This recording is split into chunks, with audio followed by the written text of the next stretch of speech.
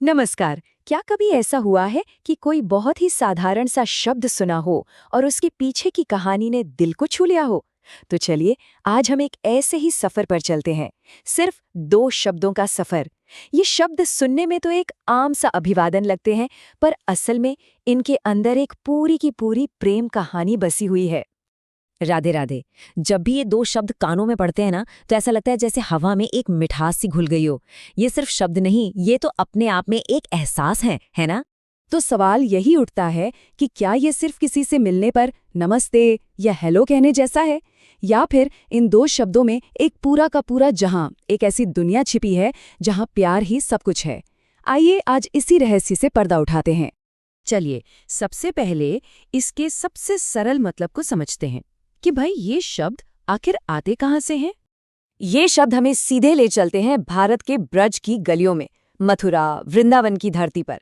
वहां आज भी लोग जब एक दूसरे से मिलते हैं तो बड़े प्यार से कहते हैं राधे राधे। इसका सीधा सा मतलब है राधा राधा, एक ही नाम को दोहराना, प्यार और सम्मान के साथ।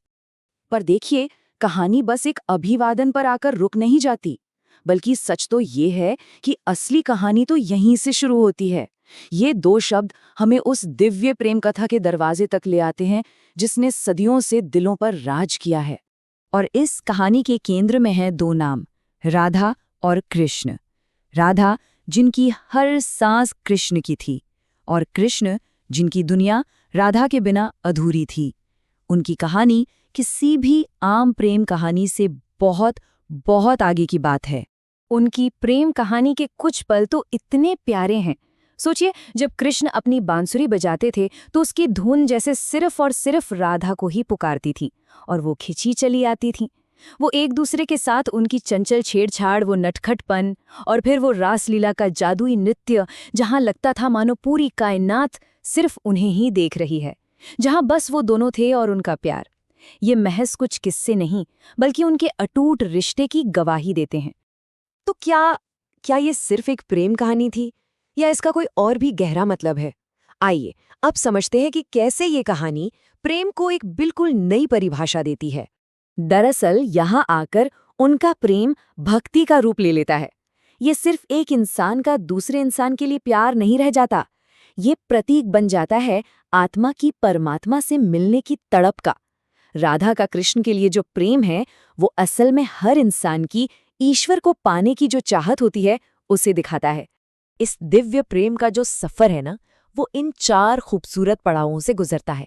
सबसे पहले आकर्षण, पहली नजर का प्यार, फिर साथ में बिताए वो चंचल पल, उसके बाद बिछड़ने का वो गहरा दर्द, वो विरह जिसने उनके प्यार को और भी पक्का कर दिया, और आखिर में वो परम मिलन, जहां दो जिस्म और दो आत्माएं हमेशा के लिए एक हो गई।